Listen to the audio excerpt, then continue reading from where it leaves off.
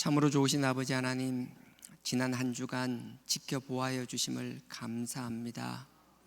우리의 상처난 몸과 마음 그리스도의 피로 씻어주시사 주어진 삶 잘 감당케 하여 주시옵소서. 아버지 하나님, 우리의 예배를 기뻐 받으시는 줄 믿사오니 우리의 예배를 흠량하시고 우리의 기도에 응답하여 주시옵소서. 아버지의 사랑과 위로 가운데 그 말씀 가운데 힘을 얻어 살아나가는 저희들 되게 하여 주시옵소서. 오늘 주일입니다. 하루 지켜주시고 각자의 자리에서 아버지께 영광이 되게 하시며 이 예배를 소망하는 자들이 되게 하여 주시옵소서. 예수님의 이름으로 감사하며 기도드렸사옵나이다. 아멘. 찬송가 88장입니다.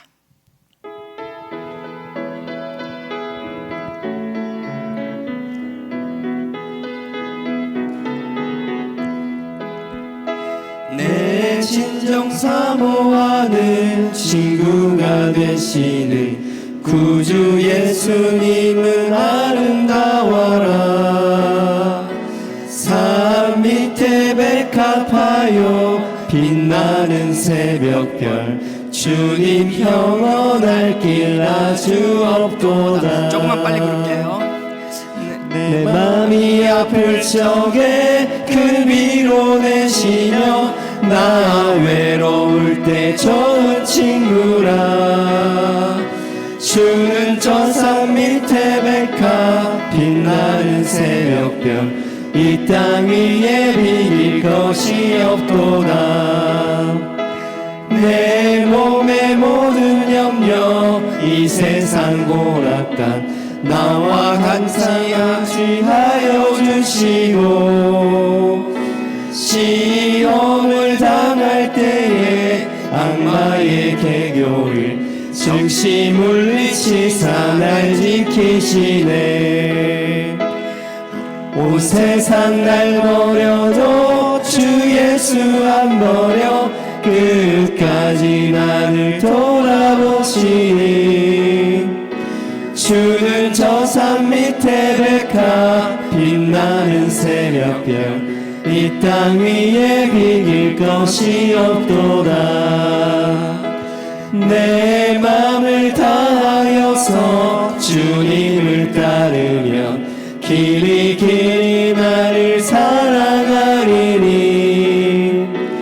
물불이 두렵지 않고 장검이 겁없네.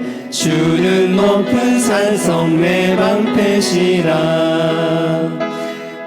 내 영혼 망이시는 그네 누리고 나 친히 주를 뵙기 원하네. 주는 저 산 밑에 백합 빛나는 새벽별 이 땅 위에 비길 것이 없도다.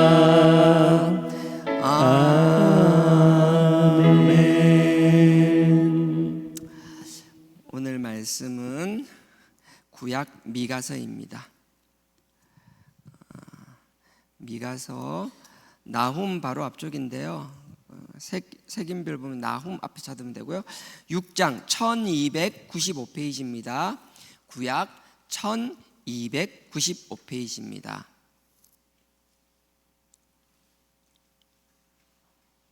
호요람 오변미 나합습 학승말 할 때 나훔 바로 앞이고요. 1295페이지입니다. 미가서 6장 1절에서 5절까지요. 1절에서 5절까지 우리 다 같이 합독하도록 하겠습니다. 미가서 6장입니다. 시작. 너희는 여호와의 말씀을 들을지어다. 내게 이르기를 너는 일어나서 산 앞에서 쟁변하여 작은 산으로 내 목소리를 듣게 하라 하셨나니 너희 산들아 땅의 견고한 지대들아 너희는 여호와의 쟁변을 들으라. 여호와께서 자기 백성과 쟁변하시며 이스라엘과 변론하실 것이라. 이르시기를 내 백성아 내가 무엇을 너에게 행하였으며 무엇에 너를 괴롭게 하였느냐. 너는 내게 증거하라. 내가 너를 애굽 땅에서 인도하여 내어 종노릇 하는 집에서 속량하였고 모세와 아론과 미리암을 보내어 내 앞에 행하게 하였었느니라. 내 백성아, 너는 모압 왕 발락의 꾀한 것과 브올의 아들 발람이 그에게 대답한 것을 추억하며 시딤에서부터 길갈까지의 일을 추억하라. 그리하면 나 여호와의 의롭게 행한 것을 알리라 하실 것이니라. 아멘. 좀 어렵죠. 내용이 어려워요. 무슨 말인지 잘 모르는 건데 그냥 원래 미가서가 공의에 대해서 이야기하는데 그 당시 사회가 하나님의 공의, 그 다음에 사회 규범 질서가 무너지고 막 이렇게 거창한 내용들이에요. 사회 악에 대해서 이야기하는데 우리는 그렇게 생각 안 했으면 좋겠고요. 사회는 사회대로 있지만 그 말씀을 결국 내 삶에 나에게 적용해야 되는 거거든요. 그래서 이 말씀을 그냥 나에게 적용하면 좋겠어요. 뭐 사회 정의를 실현하고 그건 나중 문제고 내가 하나님과 관계가 어떻게 되어 있는지. 하나님께서는 이스라엘 백성들이 너무 답답하셨나 봐요. 좀 짜증이 많이 나신 것 같아요. 그래서 하나님이 이스라엘 백성에게, 그러니까 우리에게도 적용될 수 있죠. 어느 날 하나님이 갑자기 우리에게 소장을 보낸 거예요. 예, 소송을 하자고 고소를 한 거예요. 소송을 건 거예요. 그래서 이게 그런 내용이에요. 하나님이 이스라엘 백성들에게 소장을 보낸 거예요. 그래서 이제 고소를 한 거예요. 그리고서 하나님께서 너희들을 고소했다. 그러니까 우리를 고소할 때 하나님 어떻게 하느냐, 여기서는 그런 거예요. 하나님께서 고소를 하는데 우리를 부르니까 다른 정인 사람을 찾는 게 아니라 하나님은 언제나 하나님의 뜻을 명확하게 밝히기 위해서는 사람이 아닌 항존하는 것, 영원히 존재하는 것을 하나님이 정인들로 세워요. 정인이 될 수 있고 사람이 아니니까 그 사람들을 사물들을 정인으로 세워서 하나님이 말씀하시는데요. 요거 하나 끼워 넣고 대표적인 거 한번 찾아볼게요. 신명기 32장 한번 갔다 오겠습니다. 창세기, 출애굽기, 레위기, 민수기, 신명기 32장에 보면요, 하나님께서 하나님의 그 모세를 통하여 당신의 말씀을 다 증거하라고 해요. 그래서 모세가 하나님 말씀을 다 받아서 다 일일이 기록합니다. 그게 신명기 31장에 나와요. 그리고 나서 다 기록한 다음에 신명기 32장에 내가 너에게 준 이 율법이, 이 말씀이 얼마나 귀한 줄 아니? 그러니 이 귀한 것을 네가 노래로 만들어서 사람들이 항상 흥얼거리게 만들라는 거예요. 그래서 우리가 하나님의 말씀을 노래화하는 거예요. 찬양이 참 귀하다는 게 그래서 그래요. 우리가 그냥 말씀을 하면 외우지 못하고 흥얼거리지 못하지만 그 찬양이, 요즘은 좀 예전처럼 그런 게 많이 줄어들었는데 예전 찬양 같은 경우는 하나님의 말씀 그대로가 가사인 경우가 참 많잖아요. 그런 찬양은 참 귀해요. 그래서 그 찬양을 흥얼거린다는 자체가 하나님의 말씀을 자꾸 우리가 되뇌이는 거거든요. 그래서 우리가 살아나갈 때 하나님의 말씀으로 된 찬양들을 많이 좀 흥얼거리는 삶을 살았으면 좋겠어요. 32장에 보면, 그래서 앞에 있는 하나님의 율법에 대해서 쭉 기록하고 난 다음에 이게 너무 귀한 거니까 기록해서 흥얼거리게 하라, 그 말이거든요. 그게 32장입니다. 근데 32장 시작하기 전에 31장 맨 마지막 절이 30절입니다. 30절 보실래요? 모세가 이스라엘 총회에게 이 노래의 말씀을 끝까지 읽어 들리니라. 이 노래를 가사를 다 이야기하는 거예요. 한 자도 빼먹지 말고 다 그냥 외우라는 거예요. 근데 이 뒤에 노래는 하나님의 말씀이 아니라 하나님의 말씀이 얼마나 귀한지를 설명한 거예요. 근데 그조차도 하나님의 말씀인 거죠. 그런데 그 앞에 24절 보실래요? 31장 24절에 모세가 이 율법의 말씀을 다 책에 써서 마친 후에 하나님의 말씀을 다 기록했다라는 거예요. 그래서 우리가 하나님의 말씀이 성경에 기록된 건 너무 귀하잖아요. 이 말씀이 얼마나 귀한지를 우리가 찬양을 통해서 하나님이 우리에게 주신 은혜나 하나님이 우리를 얼마나 사랑하는지를 구구절절하게 적혀있는 그런 찬양이 있다면 계속 부르게 하고 우리도 불러야 될 줄 믿습니다. 그래서 32절에 이렇게 해요. 그 찬양을 적었어요. 1절에요. 하늘이여 귀를 기울이라. 내가 말하리라. 땅은 내 입의 말을 들을지어다. 무슨 말인가 하면 하나님이 귀한 걸 이야기할 때, 반드시 지켜져야 될 것, 영원히 지속되어야 될 걸 이야기할 땐 하늘이여 들으라, 땅이여 들으라. 항상 하늘과 땅을 정인으로 삼는 거예요. 그러니까 하나님의 말씀은 영원 불멸하다라는 거예요. 하나님 말씀 우리가 때에 따라서 뭐 좋았다 싫었다 그런 일은 있을 수가 없다라는 거예요. 우리가 감정에 의해서 하나님 말씀이 어쩔 땐 달고 오묘하고 너무 좋다가 어떨 땐 똑같은 하나님의 말씀인데 너무 싫고 막 거부감 생기고 하나님의 말씀 들을 때마다 막 경계가 일어나고 멀리하고 싶은 것은 하나님의 말씀이 문제가 아니라 내가 병들어 있어서 그런 거예요. 우리 건강할 때는 알코올 뭐 같은 거 발라도 아무 문제 없는데 상처가 나거나 아프면 바르면 되게 아프잖아요. 비슷한 논리라고 생각하면 될 거예요. 하나님의 말씀은 언제나 살아있으며 변함이 없다라는 것. 근데 하나님 말씀이 이상하게 느껴지면 내가 밥맛이 없으면 내가 문제라는 거예요.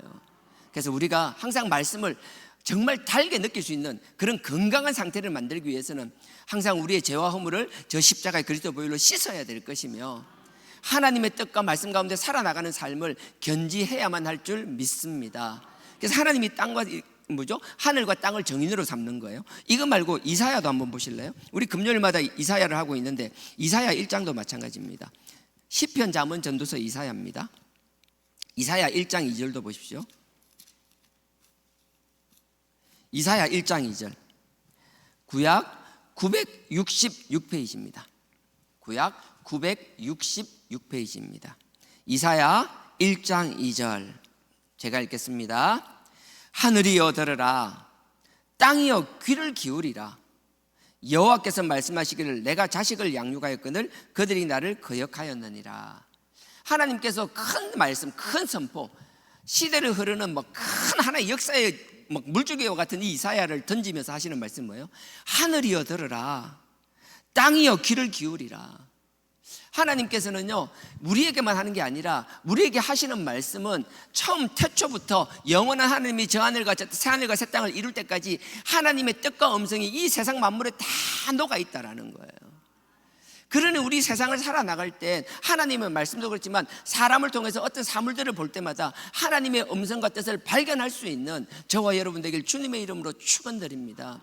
지혜로운 자, 눈이 열린 자는 그렇게 보이는 것이고요, 귀가 열린 자는 들리는 것이고요, 마음이 열린 자는 깨닫게 되는 것이라고요. 나는 여러분들이 그런 지혜로운 자들이 되기를 주님의 이름으로 축원드립니다.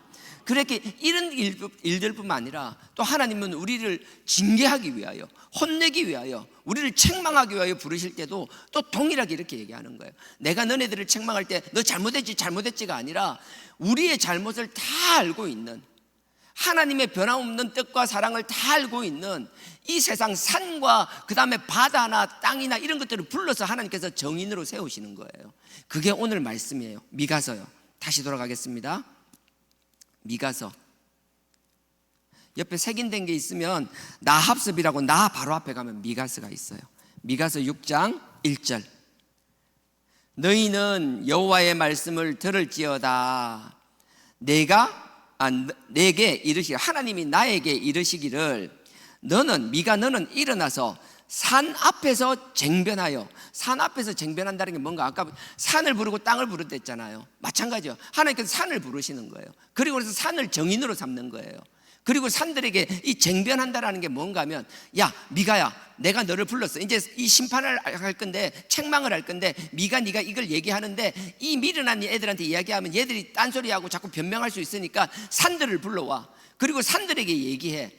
내가, 하나님이 천지창조를 하신 창조주인 내가 왜 화가 났는지, 내가 왜 나의 백성들을 지금 이렇게 소송을 했는지, 왜 고소를 했는지 네가 이 산들에게 가서 설명을 해주라는 거예요. 하나님께서는 얼마나 답답하신지 우리에게 이 말씀을 하시기 전에 먼저 우리 주변에 있는 산들에게, 땅들에게 먼저 이야기를 하시는 거예요. 그리고 변치 않는 그 산과 땅들이 정인이 되는 거라고요. 하나님은 우리를 책망하실 때 그냥 책망한다고 생각하지 않았으면 좋겠습니다. 우리가 어떤 일을 닥칠 때마다 하나님이 갑자기 적극적으로 한다는 생각을 버리셨으면 좋겠어요. 하나님은 참으시다가, 그리고 우리가 딴소리 할까봐 주변에 산을 부르시고 땅을 불러서 그들에게 다 말씀하신 다음에, 그러는 가운데서도 우리가 깨닫지 못하고 엉뚱한 짓만 하면 그때야 하나님이 비로소 우리를 살짝 때리시는 거라고요. 그러니 우리가 맞았다고 너무 화내는 것이 아니라 하나님이 어떤 사정으로 얼마나 오래 참으셨는지를, 그 사실을 우리가 알고 기억한다라면 우리의 어려움을 이겨나가는데 조금이나마 도움이 될 줄 믿습니다. 제가 다시 읽겠습니다. 1절 중반절에요. 산 앞에서 쟁변하여. 그 산들에게 얘기하는 거예요. 이들이 얼마나 잘못했는지 다 내가 고소 내용을 다 설명해 주라는 거예요. 그러니까 이 미가가 변호사 역할을 하는 거예요. 쟁변하여 작은 산으로 너의 목소리를 듣게 하라 하셨나니. 큰 산뿐만 아니라 작은 산들까지 불러서 다 이야기하라는 거예요. 2절입니다. 너희 산들과 땅의 견고한 지대들아. 반복되는 거예요. 너희 산을 이야기하는 거예요. 땅의 견고한 지대가 뭐예요? 주축돌을 넣고 나면, 그러니까 큰 기둥을 세우기 위한 주축돌 있잖아요. 그걸 지대라 그러는 거예요. 자, 산들과 2절에 너희 산들과 땅의 견고한 지대들아, 너희는 여호와의 쟁변을 들으라. 하나님이 왜 화가 났는지 고소 내용을 다 들으라는 거예요. 같은 내용, 반복은 강조입니다. 하나님이 이 미련한 인간들한테 왜 화가 났는지 땅이여 들으라, 땅의 그 기둥 주축돌들이여 들으라라고 계속 이야기하는 거예요. 그러면서 이제 보십시오. 2절 중반절에 여호와께서 자기 백성과 쟁변하시며, 여호와께서 자기 백성을 고소하셨다라는 거예요. 우리는 어떤 일을 당하고 나면, 어려운 일이 당하면요, 자꾸 사단마귀 원수가, 물론 사단마귀 원수가 하죠. 하지만 그게 다가 아니라 때로는 하나님이 우리를 너무 사랑하셔서 하나님이 직접 우리를 고소할 때가 있다라는 거예요. 이건 지금 우리가 생각하는 법정 용어가 아니라 이 고소는 네가 깨닫게 하기 위하여 하나님이 직접 관여하신다라는 뜻이에요. 그래서 하나님이 직접, 보세요, 여호와께서 자기 백성과 쟁변하시며, 하나님이 직접 그 백성을 고소했다라는 거예요. 쟁변하시며 이스라엘과 변론하실 것이라. 이스라엘은 하나님 백성을 반복하는 이야기죠. 이스라엘과 변론한다라는 건 그 이스라엘 백성과 시시비비를 따지겠다라는 거예요. 자잘못을 따지겠다라는 거예요. 하나님이 친히 우리 곳에서 네가 뭘 잘못했는지, 네가 뭘 잘했는지 일일이 따지겠다라는 거예요. 그래서 그 뒤에 내용도 보면 그냥 하는 게 아니라 하나님이 그러니까 계속 따지는 게 나와요. 그래서 그 내용 보십시오. 이제 3절입니다. 이르시기를 내 백성아, 내가 무엇을 너에게 행하였느냐. 이 말은 뭔가 하면 내가 너한테 해준 게 뭐냐 물어보니까 내가 도대체 뭘 잘못했는데, 내가 너한테 도대체 뭐 어떻게 해줬길래 네가 이렇게 하고 있냐라는 거예요. 3절 다시 읽습니다. 이르시기를 내 백성아, 내가 무엇을 너에게 행하였으며 무엇에 너를 괴롭게 하냐. 무엇이 너를 괴롭게 하냐라는 거예요. 이것도 반복이에요. 강조예요. 도대체 내가 너한테 뭐 어떻게 했는데 네가 이러냐라는 거예요. 도대체 왜 이러고 있냐라는 거예요. 우리가 어떤 문제가 어려움이 있을 때마다 항상 그래야 돼요. 내가 왜 이렇게 주눅들어 있지? 내가 왜 이렇게 좌절하고 있지? 내가 왜 이렇게 짜증이 나고 원망이 가득하지? 끊임없이 그런 일들이 생길 때마다 이게 하나님이 그렇게 하신 건지, 안 그러면 다른 원인인지 우리가 하나님 앞에 기도하면서 그 뜻을 발견할 수 있기를 주님의 이름으로 축원드립니다. 정말 하나님이 그러신 건지, 하나님이 잘못해서 내가 이렇게 된 건지, 아니면 하나님이 나를 너무 사랑하셔서 내 뜻대로 되면, 사실상 그런 이야기가 있잖아요. 우스갯소리지만 영화로도 나온 건데 뭐 그런 거잖아요. 보진 않았어요. 그냥 짤로만 봤어요. 하여튼 재밌는 걸 누가 보내줘서 봤는데, 하나님께서 세상 모든 사람들의 기도를 다 들어주시면 미국에서 한 번에 뭐 1조씩 넘어가는 그런 복권이 있잖아요. 뭐 어쩔 때 보면 1조가 넘어가고 뭐 2조 가까이 되고 이런 복권들, 그런 복권이 당첨되더라도 하나님이 모든 사람의 기도를 들었다면 당첨된 사람이 한두 명이 아니라 수백만 수천만 명이 될 거기 때문에, 때로는 수억 명이 될 거기 때문에 수조 원짜리 복권이 당첨돼도 한 사람 앞에는 5만 원 10만 원도 안 돌아갈 거라고요. 무슨 말인가 하면 하나님께서 기도를 다 들어주게 되면 그 기도가 의미가 없어질 뿐만 아니라 때로는 하나님이 우리의 기도를 다 응답해 주셨다라면 우리는 반드시 지금 악인이 되어 있었을 거라고요. 우리는 하나님께 필요한 기도가 아니라 이 기도가 당장 이루어지면 나에게 독이 되는지도 모르고 하나님께 아뢰는 기도가 너무 많다라는 거예요. 하나님은 그걸 너무나 잘 아시기 때문에 그 기도를 때에 따라서 하나님이 가장 적합할 때 응답하시기 위하여 기다려 주시는데, 우린 하나님께 기도하고 그 기도가 이루어지지 않았다라고 그냥 지레지레 막 그냥 제풀에 넘어져서 하나님을 원망하고 쓰러져 있는 경우가 허다하다라는 거예요. 그래서 하나님이 그 이야기를 하시는 거예요. 내가 너한테 뭘 잘못했는데, 네가 지금 어렵다고 생각하는 그거, 네가 지금 무능하다고 생각하는 거, 그거 내가 잘못한 게 아니라 내가 너를 더 성장시키기 위한 것이라는 걸 왜 모르냐라는 거예요. 그러니 하나님 앞에서 신앙생활하는 우리는 어떤 환경이 됐든 어떤 상황이 됐든 그 자리에 좌절하고 쓰러져 있는 것이 아니라 하나님의 뜻을 발견하고 기어서라도 앞으로 나아가는 자가 되어야 될 줄 믿습니다. 하나님 지금 그 말씀 하시는 거예요. 그리고 나서 4절에 보십시오. 3절에 도대체 내가 뭘 잘못했냐고 반복해서 말씀하시고 4절에 내가 너를 애굽 땅에서 인도하여 내어 종로로 사는 집에서 속량하였고, 너가 애굽에 있을 때 어떻게 했냐고. 애굽에 있을 때 너네 2장이 출애굽기 2장에 보면 얼마나 원망했냐라고. 그 원망할 때 내가 너네 원망을 듣고 다 들어주지 않았냐라고. 가만히 생각해보면 너네들은 내가 지금 아무것도 안 해준다고 막 울고불고 난리고 이렇게 막 난리를 지기는데 가만히 생각해 보라고. 내가 너네를 정말 그냥 버려두었었냐라고. 애굽에서 종살이하면서 그 원망이 끝에 나오고 막 죽겠다라고 막 아우성지기고 막 부르짖을 때 내가 그 음성에 응답해 주지 않았냐라는 거예요. 내가 너를 그냥 버려둔 것이 아니라 정말 너희가 죽을 상황이 되면, 너희를 구해야 되는 상황이 되면 내가 발벗고 나서서 나의 놀라운 능력으로 너네들을 인도해 주지 않았냐라고 말씀하시는 거예요. 근데 그건 왜 다 잊어버리냐라는 거예요. 지나고 나니까 그런 것들 다 잊어버리고, 10가지 재앙 가운데서도 그 6월절에서 어린 양의 핏값으로 하나님이 직접 참여하시면서 당신이 그 수고와 노력으로 너네들을 다 인도해냈는데 그건 기억조차 하지 못하는 이 어리석은 인간들이라고 그렇게 책망하시는 거예요. 4절에 내가 너를 애굽 땅에서 인도하여 내어 종로로 닫은 집에서 속량하였고 대가를 지불했다라는 거예요. 너네들은 그냥 나온 것 같지만 너네들을 그 애굽에서 나오게 하기 위하여 10가지 재앙을 줄 때 하나하나 그 재앙마다, 그리고 마지막 특별번거 육병석을 통하여 홍해를 가르는 그 사건 하나하나마다, 그 광야에서 너네들이 죽을 수밖에 없는데 그때 너네들이 어려울 때마다 쓴물을 단물로 바꾸어주며 물이 없어 죽겠다라고 아우성 지을 때 반석을 가려서 샘이 나오게 하는 것이며, 하나하나 너희를 얼마나 도와주지 않았냐라는 거예요. 지금도 마찬가지라는 거예요. 하나님께서 함께 해주신다는 걸 잊어버리지 말라는 거예요. 그것뿐이냐? 너희들이 필요할 때 내가 모세를 붙여주지 않았냐? 모세가 부족할 것 같으니까 아론을 붙여주지 않았냐? 남자 2명만 있어가 그게 막 자상함이 없을 것 같으니까 미리암을 붙여서 그 자상함으로 너희들을 돌보아주지 않았었느냐? 하나님은 끊임없이 우리를 돌보아주고 지켜주셨다라는 거예요. 그 다음에 이제 5절입니다. 내 백성아, 너는 모압 왕 발락의 꾀한 것과 부올의 아들 발람이 그에게 대답한 것을 추억하며 시딤으로부터 길갈까지의 일을 추억하라.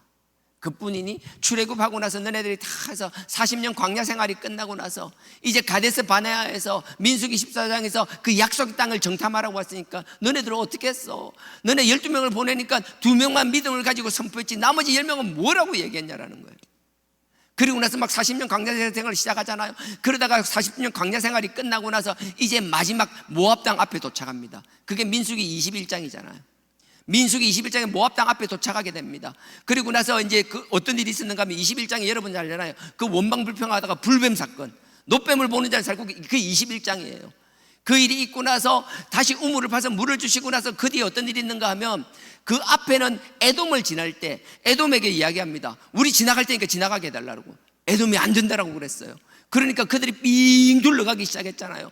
그러니까 원망이 입이 막 대빨이 나와 원망하다 그 난리를 지기는 거잖아요. 얼마나 많은 사람이 죽어나갔는지 모르잖아요.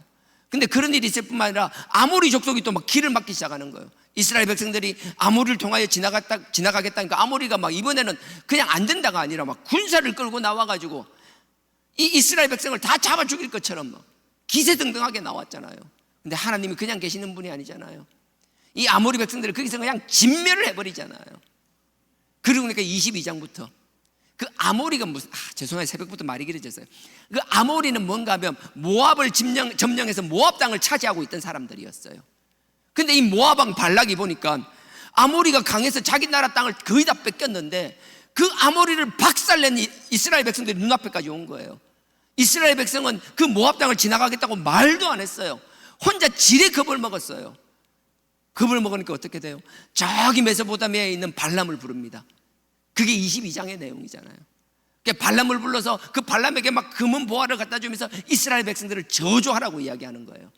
출애굽 사건과 이 민수기 23장, 24장의 차이는 무엇인가 하면 하나님이 출애굽은 직접 개입하셔서 그들을 속량하듯이 나서 다 구해주셨는데 하나님께서 이 발람 사건을 통해서는 이 무슨 말인가 하면요, 모압이 발람을 불러서 이스라엘을 저주하라고 막 시킨 거예요. 근데 하나님은 그 발람의 마음으로 움직여서 이스라엘 백성을 저주하는 것이 아니라 민수기 23장 24장에 보면 4번씩이나 축복하게 만들어 주셨더라고요. 그거 한번 보실래요? 민수기 23장요. 창세기, 출애굽기, 레위기, 민수기입니다. 23장 8절요. 민수기 23장 8절. 출애굽기 사건과 이 민수기 사건을 둘 다 기록하고 있잖아요. 차이는 그거예요. 출애굽기 사건은 하나님이 직접적으로 그래서 이스라엘이 보는 눈앞에서 다 일을 행하신 거예요.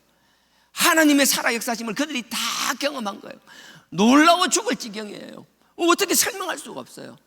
하나님은 그렇게도 우리를 인도해 주시지만 지금 이 발람 사건과 같이 이 발람 사건은 이스라엘 백성 입장에서는 무슨 일이 일어나고 있는지 전혀 몰라요. 이스라엘 사람들은 모압 땅을 이미 지나가지도 않았었어요. 모압이 지극끼리 겁먹고 막 발락 왕이 발람을 불러서 그 난리를 지기는 거예요. 이스라엘 백성은 무슨 일이 있는지도 몰라요.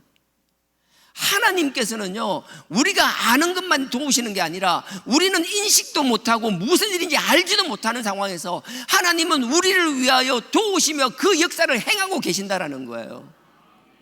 우리가 경험하지 못하고 보지 못하니까 하나님이 안 도와주는 거 천만에요. 우리는 모르는 우리의 영역 밖에서 하나님은 막 역사하고 계시는 거라고요. 우리를 위하여 길을 열어주시고 우리를 위하여 저주를 축복으로 바꾸어 주시며, 그러니 우리가 본 것만 경험한 것만 붙잡고 살아가는 신앙생활이 얼마나 불쌍한 신앙인 줄 아세요?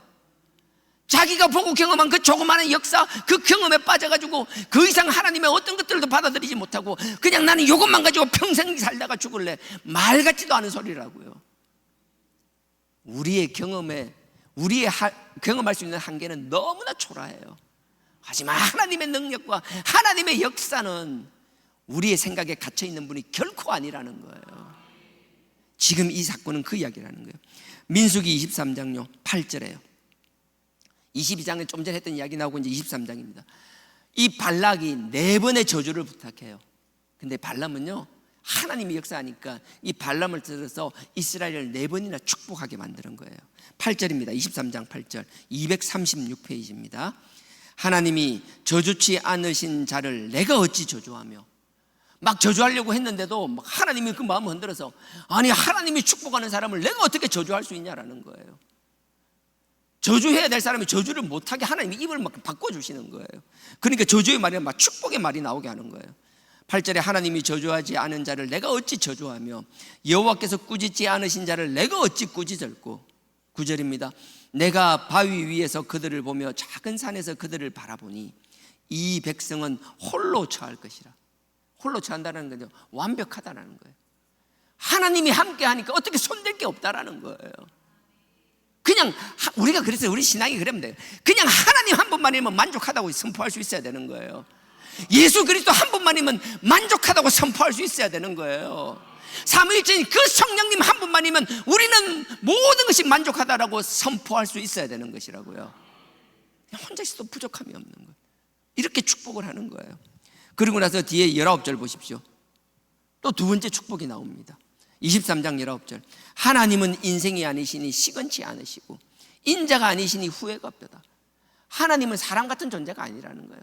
말에 실수가 있는 분들이 아니고 한번 하고 나서 후회도 없다라는 거예요. 완벽하신 분이라는 거예요. 그 하나님이 20절 보십시오. 내가 축복의 명을 받았으니 그가 하신 축복을 내가 돌이킬 수 없도다. 발람이 와서 하는 거예요. 발람 왕이 막 금은 보화를 주면서 막 저주해라고 하는데, 내가 저주를 하려고 하더라도 하나님이 나에게 보여주시는 걸 보면 내가 저주를 뱉어낼 수가 없는 거예요. 하나님께서 이 발람을 통해 이스라엘 백성을 막 축복하고 있어요. 근데 문제는 뭔지 아세요? 이스라엘 백성들은 무슨 일이 일어나고 있는지 전혀 몰라요. 그래서 우리가 지금 힘든 상황이라도 하나님은 우리를 위해 지금도 이렇게 역사하고 계신다는 사실, 저와 여러분 우리 한 사람 한 사람을 위하여 이렇게 역사하고 계신다는 사실, 그 사실이 믿어지는 저와 여러분 되기를 원합니다. 20절에요 23장 20절에 내가 축복의 명령을 받았으니 그가 하신 축복을 내가 돌이킬 수 없도다. 21절에 여호와는 야곱의 허물을 보지 아니하시며 이스라엘의 패역을 보지 아니하는도다. 하나님 뭔가 하면 이 실수를 그냥 덮어준다라는 게 아니에요. 그냥 두지 않는 건 어떤 방법을 통해서도 돌이켜서 그들에게 축복을 주시겠다라는 거예요. 하나님은 우리가 죄 가운데 있는데 그냥 축복 주시는 게 아니라 죄 가운데 있는 우리를 어떤 방법으로든 깨닫게 하시고 돌이켜서 축복하시겠다라는 이야기예요. 이거 완곡한 방법이에요. 이 그뿐이 아닙니다. 이제 24장 8절도 보십시오. 24장 8절. 24장 8절도요. 하나님이 그를 애굽에서 인도하여 내셨으니 그 힘이 들소와 같도다. 하나님이 나약해 보이는 이스라엘 백성 아니라는 거예요. 완전 들소와 같다고 이야기하는 거예요. 적국을 삼키며 그들의 뼈를 꺾으며 화살을 쏘아 꿰뚫는다라는 거예요. 하나님이 이스라엘 백성을 그렇게 만들어 주시며 앞으로 가나안 정복 사건, 정복 그 전쟁에서 하나님이 가나안 사람들을 정복하는 데 있어서 이스라엘 백성, 하나님의 자녀를 이렇게 만드시겠다라는 거예요.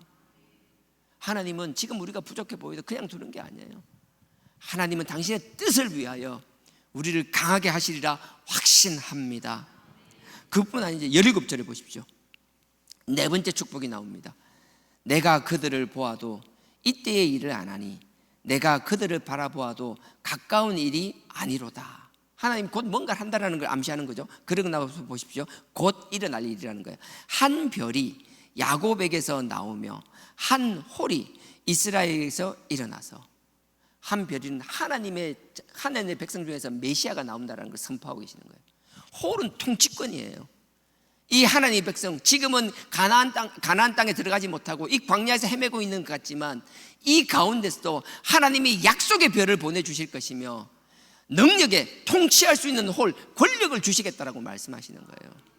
우리가 좀 그런 마음이 있습니다. 지금 이 상황이 아니라 하나님이 우리를 위하여 역사하기 위하여 분명히, 아니 머지않은 미래에 우리에게 별을 준비하시고 통치할 수 있는 홀을 준비하고 계신다라는 그 사실, 그 믿음이 저와 우리 다음 세대들에게 믿어지는 역사가 일어나기를 원합니다.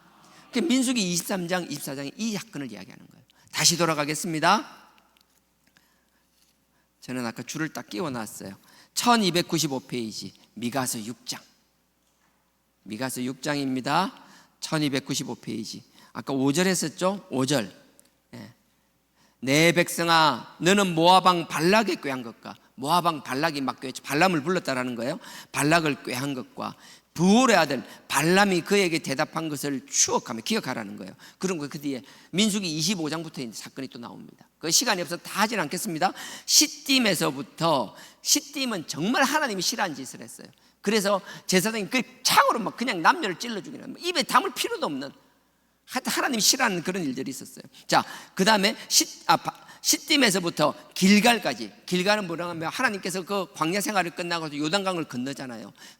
요단강을 건너자마자 여호수아 4장 5장 그 언저리에 있는, 건너자마자 시딤에 돌을 12개를 쌓았습니다. 그 사건을 이야기하는 거예요. 자, 그게 길갈이에요. 시딤에서부터 길갈까지 일을 추억하라. 이 일뿐만 아니라 너네들이 시딤에서 하나님이 싫어하는 그 일부터 시작해서 그 요단강을 건너서 약속의 땅에 건너가서 길갈에 진을 칠 때까지 내가 너희들을 그냥 두지 않았다. 너는 요단강 건널 때 기억나니? 그러니까 우리는 그런 거예요. 하나님은 놀라운 일들을 하시는데 우리는 그 하나님의 놀라운 일들은 다 까먹어버리고 지금 내 앞에 조그마한 불평거리만 있으면 그 불평만 바라보고 있는 거예요. 그러니까 하나님이 주신 게 다 기억이 안 나. 누군가 얘기해주면 그때서 그랬지 이렇게 살지 말라는 거예요. 그래서 하나님은 말씀을 보라는 거예요. 우리는 정말 나약한 존재들이에요. 우리는 속물이에요. 우리는 자꾸 내 중심적으로만 사고하고 내 중심적으로만 판단할 수밖에 없는 사람들이에요. 그러니까 말씀을 볼 때마다 나의 생각을 누리는 것, 나를 죽이고 하나님의 뜻, 하나님의 계획, 하나님의 사랑, 하나님의 인자하심을 알게 하는 것, 그 말씀으로 돌아가야 가능하다라는 거예요. 저도 여러분도 그렇고 하나님 말씀 가운데 설 수 있기를 주님의 이름으로 축원드립니다. 그래서 하나님께서 이렇게 길갈까지 이야기하면서 그리하면 나 여호와의 의롭게 행한 것을 알리라. 너네가 내 말씀을 가까이 하면, 내 말 안에 있으면 내가 너희를 얼마나 사랑하고 얼마나 의롭게 너희를 대해주는지 너네가 알게 될 거라는 거예요. 하나님의 사랑과 은혜를 우리가 기억하고 알면 알수록 우리 눈앞에 보이는 불평거리는 자꾸 작아지는 거예요. 그게 작아서 작아지는 것이 아니라 우리 마음이 그렇게 변하는 거예요. 어려움을 바라보는 우리 마음이 달라지는 것이며 어려움을 극복하는 우리 자세가 달라지는 거예요. 하나님 우리에게 능력을 부어주신다라는 거예요. 그 능력으로 승리하는 저와 여러분 되길 주님의 이름으로 축원드립니다. 하나님은 이렇게 말씀하시는데 이스라엘 백성은 미련하기 짝이 없어요. 6절부터 시간이 6절부터요. 제가 그냥 간단하게 읽을게요. 이거는요. 6절 보십시오. 내가 무엇을 가지고 여호와 앞에 나아가며 높으신 하나님께 경배할까?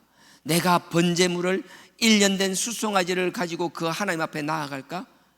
하나님께서 이렇게 진도하신 걸 내가 알고 나니까 이 미련한 인간들은 하나님 앞에 내가 원하는, 하나님이 원하는 게 뭔지를 물어보는 것이 아니라 자기 기준에서 하는 거예요. 아, 내가 물질이 있으니까 물질로 해결하려고 하는 거예요. 여러분, 하나님께 드리는 물질은 감사함으로 드리면 의미가 있는 거지만, 여러분들이 뭔가 하나님과 거래하듯이 대가를 지불하듯이 이런 식으로 하는 건 하나님과 아무 상관없는 물질이 된다라는 거예요. 그 미련한 사람들이 이렇게 뭐 하나님 앞에 물질을 드린다라는 거예요. 6절에 내가 무엇을 가지고 여호와 앞에 나가며 높으신 하나님께 경배할까? 내가 번제물이나 1년 된 송아지를 가지고 나가면 될까? 그 앞에 나가면 될까? 좀 7절에 보십시오. 여호와께서 천천의 수장이나 만만의 강수와 같은 기름을 기뻐하실까? 막 1,000마리의 수장이나 만만의 기름, 막 엄청난 기름을 드리면 기뻐하실까? 아니라는 거예요. 그 다음 보십시오. 내 허물을 위하여 내 맏아들을, 내 죄를 위하여 내 아들을 죽이, 말도 안 되는 소리. 인간이 얼마나 미련한가 하면 하나님께서 그걸 알게 되면 하나님의 뜻으로, 하나님의 뜻에 순종하는 것이 아니라 내 기준으로 그냥 내 아들을 드리면 될까? 레위기 18장도 그렇고 신명기 18장 이런 짓 절대 하지 말라고 했는데도 우리는 우리 욕심을 위해서는 자기 자식도 그냥 죽일 수 있는 인간들이라는 거예요. 아닐 것 같죠? 그런 사람들이 의외로 많아요. 내 영혼의 죄를 인하여 내 몸의 열매를 드릴까? 8절 보십시오. 사람아, 주께서 선한 것이 무엇임을 너에게 보이셨나니 여호와께서, 하나님께서 너희들에게 구하는 것은 그런 게 아니라는 거예요. 나 너 물질이 아니야. 천천히 만만 감사로 하나님께 드리는 거 얼마든지 드리는 거죠. 하나님께 감사제를 드리고 요제를 드리는 거 얼마나 감사한 일이에요. 근데 그게 아니라는 거예요. 지금은 네가 하나님께 돌아오기를 원하고 회개한 삶을 살기를 원한다라는 거예요. 그런 우리가 하나님 앞에 드릴 수 있는 최고의 감사, 첫 번째 감사는 뭔가 하면 우리가 하나님의 뜻에 맞는 돌이키는 삶을 사는 것, 그게 진정한 감사의 첫 열매라는 거예요. 그래서 8절에 그 중반절 이후에 너에게 구하는 것이 오직 공의를 행하며, 공의는 옳고 그름이란 건 네 생각이 아니라 하나님 뜻, 하나님 말씀 가운데 하나님이 무엇을 싫어하고 하나님이 무엇을 좋아하는지를 알고 그렇게 살아나가라는 거예요. 지금처럼 그렇게 사는 게 이렇게 살아갔다 달라고 해요. 뭐 거창한 걸 이야기하는 게 아니에요. 공의를 행하며 인자를 사랑하며 사랑과 자비를 사랑하라는 거예요. 사랑과 자비의 길을 쫓아가는 거예요. 주변 사람들한테 남이 아니라 가까운 사람들에게 정말 내가 사랑을 베풀라는 거예요. 남들 앞에서는 가식적인 사랑을 베풀고 인애를 베푸는 것 같지만 정작 내 가까이 있는 살가운 사람들에게는 함부로 대하는 일은 없게 하라는 거예요. 인자를 사랑하며 겸손히 하나님과 함께 행하는 것이 아니냐. 니를 드러내는 것이 아니라 낮추며 하나님과 동행하는 것. 결국 하나님의 뜻, 하나님의 의도를 알아야만 가능한 거잖아요. 이렇게 살아줄 수 없겠니? 하나님이 우리에게 소송을 거셨어요. 우리를 고소하셨어요. 그럼 우리는 깨닫고 하나님의 뜻대로 이렇게 살아나가면 되는데, 우리는 우리 나름의 기준을 가지고 하나님이 원치 않는 방법으로 나는 하나님께 할 만큼 했다라고 스스로 만족하고 있다라면 그건 하나님과 아무 상관없는 신앙생활이 될 수 있다라는 거예요. 그러니 우리 모두는 아버지께서 원하는 이 뜻대로 우리의 삶을 돌이키고 마음을 돌이키고 하나님 안에서 공회와 그 다음에 그 인자함과 겸손함으로 주님과 동행하는 그 삶을 사는, 오늘 하루뿐만 아니라 오늘 이번 한 주뿐만 아니라 우리의 남겨진 삶을 그렇게 살아나가는 저와 여러분들이 되기를 주님의 이름으로 축원드립니다. 아멘. 이 시간 다 같이 기도드리겠습니다. 아버지 하나님, 우리는 미련합니다. 너무 미련하여 우리를 사랑하신 하나님의 놀라운 계획, 하나님이 우리를 위하여 베풀어 주신 건 다 잊어버리고, 또 우리는 알지도 못하고 인지하지도 못하는 가운데서도 하나님은 놀라운 일들을 통하여 우리를 도우시고 계시는데 그런 것들은 다 망각해버리고 눈앞에 있는 작은 원망 불평거리 때문에 주저앉아서 울며 아버지를 원망하고 있지는 않습니까? 아버지 하나님, 그런 삶이 아니라 아버지께 돌아가는 삶을 살게 하여 달라고, 회개하여 아버지 주시는 즐거움과 기쁨으로 살아나가는 저희들, 아버지를 찬양하는 저희들 되게 하여 달라고 이 시간 다 같이 주여 삼창하고 기도드리시겠습니다. 주여, 주여, 주여